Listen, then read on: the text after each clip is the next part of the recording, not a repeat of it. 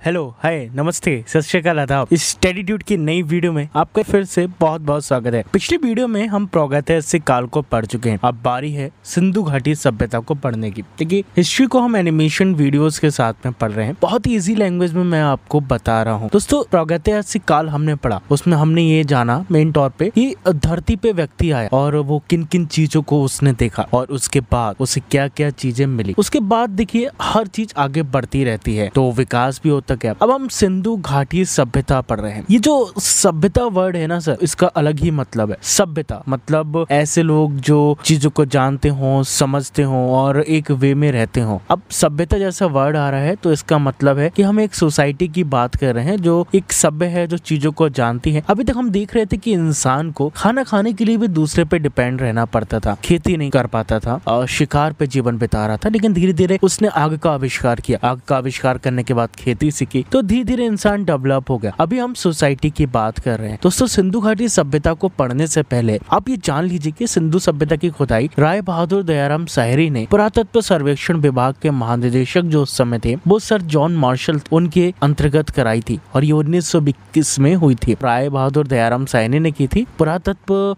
सर्वेक्षण विभाग के उस समय महानिदेशक थे सर जॉन मार्शल। हुआ क्या क्या अक्सर अगर मैं आपको बताऊं कि कुछ समय पहले की बात थी दोस्तों, आज से आज़ादी के समय की, आज़ादी के बाद की बात थी। अचानक ऐसा कहा जाता है कि वहाँ पे ट्रेन को बिछाया जा रहा था। अब हुआ क्या कि जब खुदाई की जा रही थी तो वहाँ पे जब चीज़ों को खोदा गया, जमीन को थोड़ा सा हटाया गया, मिट्टी को, तो वहाँ पे कुछ ऐसी चीज़ें मिली जो अभी तक इस जो चीज़ें हमने पाई थी उससे कोई मतलब नहीं रखती थी। जैसे कुछ ईंटें मिली, ईंटों पे रिसर्च किया गया तो ये देखा गया कि ऐसी ईंटें तो अभी बनती नहीं है, तो ये ईंटें कहाँ से आई, तो इसको रिसर्च किया गया। जब और खुदाई की गई तो पूरे के पूरे शहर मिले दोस्तों नीचे। अब पूरे बने हुए तो नहीं थे शहर, लेकिन बहुत छोटे छोटे साक्ष्य मिले। पूरे घर भी मिल गए, थोड़े बहुत छोटे मोटे टूटे वाटे।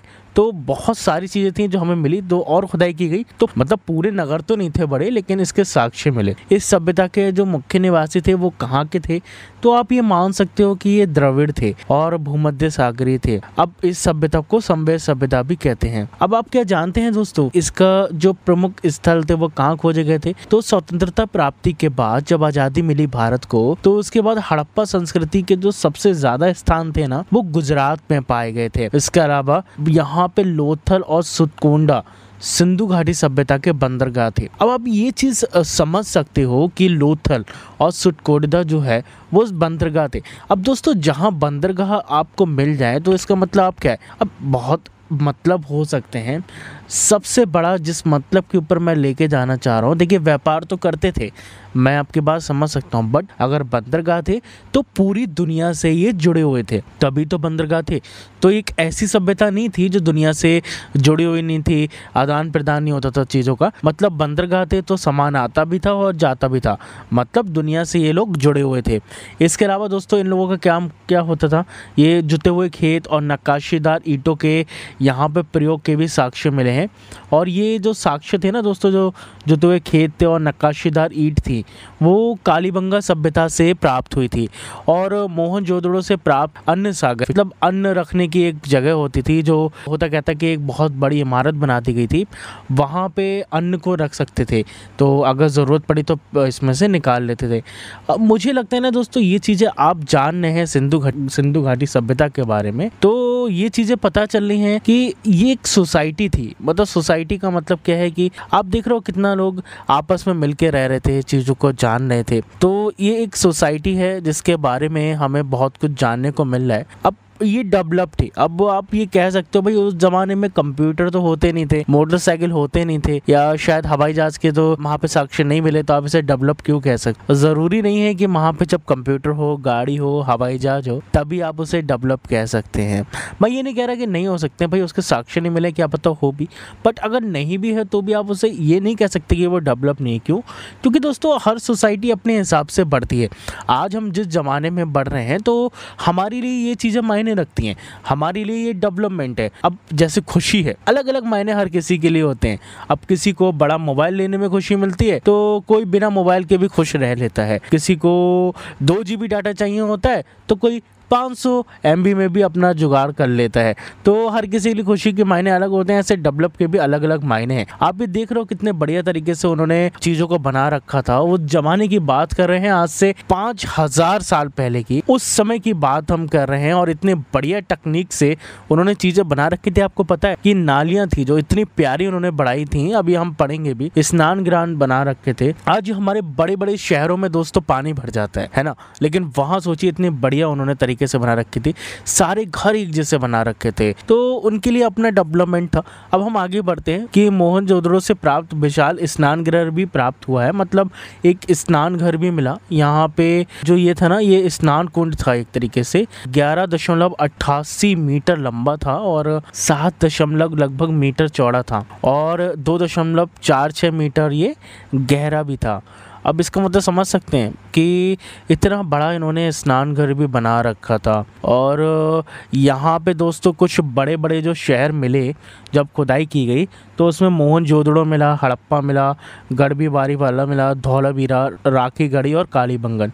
एक बार फिर से बोल देता हूँ, मोहनजोदड़ो, हड़प्पा, गढ़बारीवाला, धौलावीरा, राखीगढ़ी और कालीबंगन। दोस्तों आपने बस सिंधु घाटी की एक मूवी है, वो शायद आई थी ऋतिक रोशन की, वो मूवी शायद आपने देखी होगी। उसमें बहुत कुछ आपको देखने को मिलेगा इस सभ्यता के बारे में। अब सिंधु सभ्यता के दोस्तों सर्वाधिक पश्चिमी परास्थल दशक नदी के किनारे स्थित एक सबसे पहला स्थान था, वो था बलूचिस्तान। अब ये जान लीजिए कहाँ से कहाँ तक था, आप समझ रहे हो, बलूचिस्तान से था। और पूर्वी में ये कहाँ पे था, हिंडन नदी के किनारे था, जो कि हमारा मेरठ उत्तर प्रदेश है, आलमगीरपुर वहां पे था, और वो चिनाव नदी के तट पे था। अगर हम बात करें तो ये अखनूर के निकट मांदा जम्मू कश्मीर तक लगता था, और दक्षिण में गोदावरी नदी के तट पर लगता था, जो कि अहमदनगर महाराष्ट्र के पास पड़ता है। तो इसकी एक सीमा बलूचिस्तान थी, दूसरी मेरठ और जम्मू कश्मीर और आपका अहमदनगर महाराष्ट्र, कितना बड़ा एरिया में फैला हुआ था। और सबसे बड़ी बात दोस्तों क्या है कि लोथल और कालीबंगा से अग्निकुंड भी प्राप्त हुए, अग्निकुंड भी यहाँ से मिले हैं।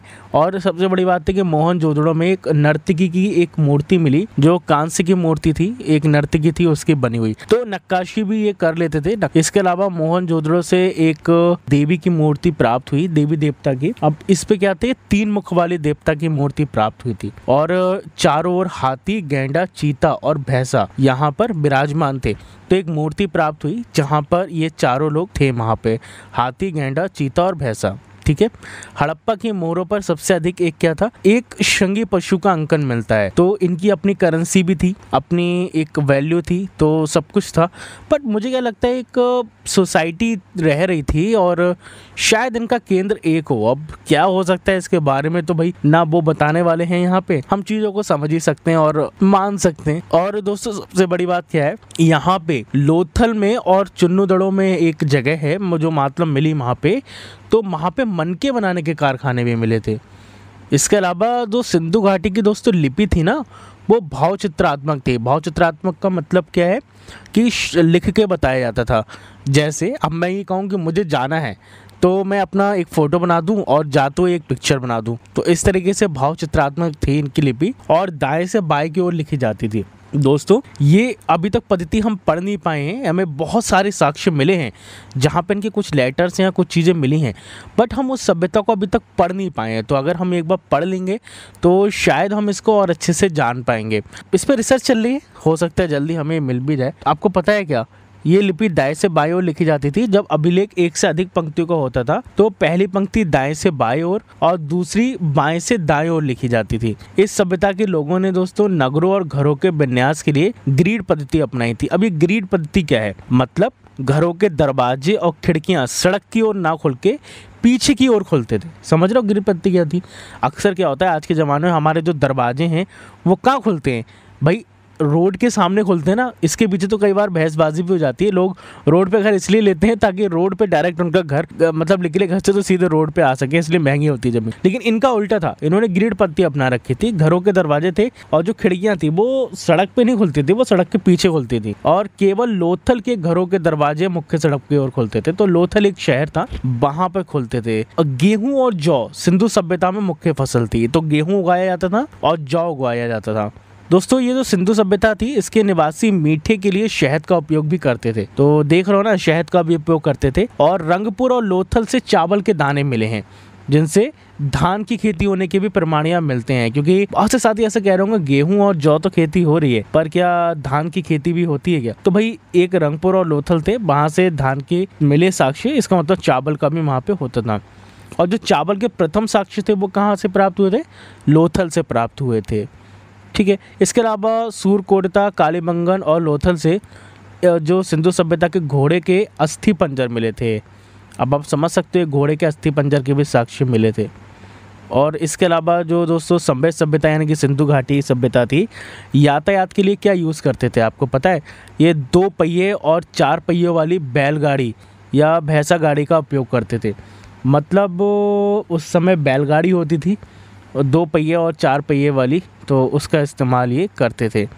ठीक है, इसके अलावा मेसोपोटामिया के अभिलेखों से सिंधु सभ्यता के लिए मेलुहा शब्द का उपयोग किया गया था। तो एक शब्द था जो मेसोपोटामिया में इसके साक्ष्य मिलते हैं, तो इसलिए कहा जा रहा है कि सभ्यता बहुत पुरानी है। इसके अलावा दोस्तों बहुत सी चीज़ें हैं जो आप समझ सकते हैं।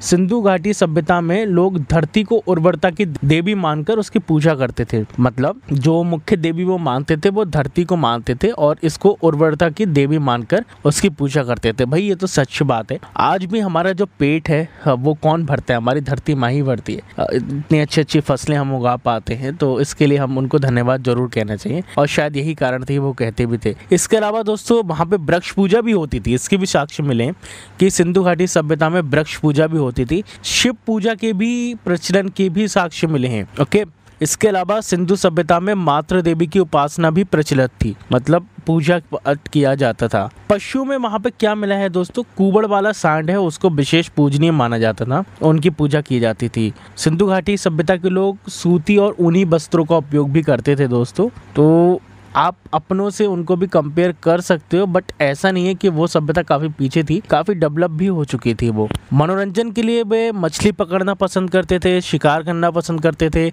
पशु पक्षियों को आपस में लड़ाना, चौपड़ और पासा खेलना भी पसंद करते थे। इसके अलावा सिंधु सभ्यता के लोग काले रंग से रंगे हुए मिट्टी के बर्तनों का भी उपयोग करते थे, इसके भी साक्ष्य वहाँ पर देखने के मिले हैं। और आपको पता है क्या, तलवारबाजी तो हमारे यहाँ भी बहुत लड़ी जाती थी पहले, बहुत लोग इसको पसंद करते थे। सिंधु घाटी सभ्यता में भी तलवार के साक्ष्य नहीं मिले हैं, संभवतः लगता है यहाँ पे तलवार से परिचित नहीं थे ये लोग। तो ऐसा नहीं है कि कोई तलवार या कुछ नहीं मिला है यहाँ पे, मैं आपको ये बताना चाह रहा था। ठीक है, तो अब आप ये भी अक्सर पूछ सकते हो भाई तो क्या यहाँ पे लड़ाई वड़ाई नहीं होती थी क्या? अब ये तो नहीं पता कि ये क्या चीज़ थी। इसके अलावा जो सिंधु घाटी सभ्यता में वहाँ पे प्रदा प्रथा और वैश्यवृत्ति भी प्रचलित थी, इसके भी साक्ष्य दोस्तों मिले हैं। और ये क्या होता था दोस्तों, शवों को जलाने और गाड़ने की प्रथा भी यहाँ पे प्रचलित थी। हड़प्पा में शवों को दफनाया जाता था, जबकि मोहनजोदड़ो में शवों को जलाया जाता था। समझ रहे ना अंतर? दोनों चीज़ें थी। हड़प्पा में शवों को दफनाया जाता था, मोहनजोदड़ो में शवों को जलाया जाता था। इसके अलावा संभव सभ्यता के विनाश का प्रभावी कारण तो पता नहीं है। अब आप ये जानना चाह रहे होगे भाई कि क्या हो गया कि ये ख़त्म हो गई सभ्यता। देखो इसके पीछे ना दोस्तों कई सारे रीजंस लोगों ने दिए हैं, बट एक कंफर्म रीज़न तो नहीं पता है, क्योंकि अभी तक हम ऐसा कोई रीज़न नहीं मान सकते जिससे हम कंफर्म कर सकें कि इस वजह से सभ्यता खत्म। क्योंकि ये जो सोसाइटी थी दोस्तों बहुत बड़ी सोसाइटी थी, ये छोटी मोटी सोसाइटी नहीं थी कोई। आप ये समझ रहे हो कहाँ से, बलूचिस्तान से लेकर जम्मू कश्मीर, मेरठ, उत्तर प्रदेश तक, आज के महाराष्ट्र तक जाते, इतनी बड़ी सभ्यता अब इतनी जल्दी तो ख़त्म नहीं होगी। इसके पीछे कोई ना कोई रीज़न रहा होगा। अब बहुत से लोग हैं इसके पीछे कई रीज़न बताते हैं। कुछ लोगों का मानना था कि कोई परमाणु शक्ति ऐसा कुछ हुआ तो जिससे ये ख़त्म हो गया, लेकिन इसके भी बहुत लोगों ने नकार दिया। इसके अलावा लोगों ने भूकंप का, तो सारी ये चीज़ें नकार दी गई। लेकिन हाँ, एक ऐसा प्रमाण जो है जो काफ़ी लोग एक मत हुए इस पे भी सब लोग एक मत नहीं हुए, बट काफ़ी लोग एक मत हुए। उसमें से एक जो चीज़ थी वो था बाढ़। तो ऐसा कहा जाता है कि एक बहुत बड़ी बाढ़ आई जिसमें ये सभ्यता नष्ट हो गई, और जो बचे कुचे लोग थे वो जगह छोड़ के चले गए और दूसरी जगह पे रहने लगे, ऐसा ये कहा जाता है। और शायद मोहनजोदारो है, उसने मूवी देखी, मुझे अच्छे से नहीं पता, मैंने बहुत पहले देखी थी, एक बार चेक कर लेना। उसमें भी दिखाया गया था ना कि बाढ़ से कैसे नष्ट हुआ था। इसलिए मैं आपसे कह रहा हूँ, अगर आप इस सोसाइटी को थोड़ा सा पढ़ना चाहते हो, तो समझना चाहते हो, तो एक वो मूवी ज़रूर देखना आपके मतलब की। और भाई सारा सब चीज़ें तो नहीं होती एक जैसी, लेकिन कुछ चीज़ें आप देख सकते हो। तो ऐसा माना गया कि बाढ़ से ये सभ्यता नष्ट हो गई। अब बाकी क्या हुआ इस बारे में तो नहीं पता। मैंने इन 2 वीडियोस में आपको सब कुछ बताने की कोशिश की है, बहुत इजी रूप में एनिमेशन के द्वारा। दोस्तों मैं आपको चीज़ें बता रहा हूँ, आपको कैसी लग रही चीज़ें वो हमें बता देना कमेंट बॉक्स में। इस वीडियो को शेयर कर दोगे तो सर हमें बहुत ज़्यादा मोटिवेशन मिल जाएगा। इतनी मेहनत से आपके लिए एनिमेशन में वीडियोस बना रहे हैं तो भाई एक लाइक तो कम से कम कर ही दो। लेकिन अगर कर दोगे तो सच मानिए अगली जो वीडियो लाऊंगा ना और ज़्यादा मोटिवेशन से लाऊंगा, बढ़िया कंटेंट लाऊंगा, ये मेरा आपसे बात है। मिलते हैं अगली वीडियो में। आपने अपना बहुत ज़्यादा समय दिया, इसके लिए बहुत बहुत धन्यवाद। अपना और अपनों को बहुत ज़्यादा ख्याल रखिएगा। नमस्कार, मिलते हैं अगली वीडियो में।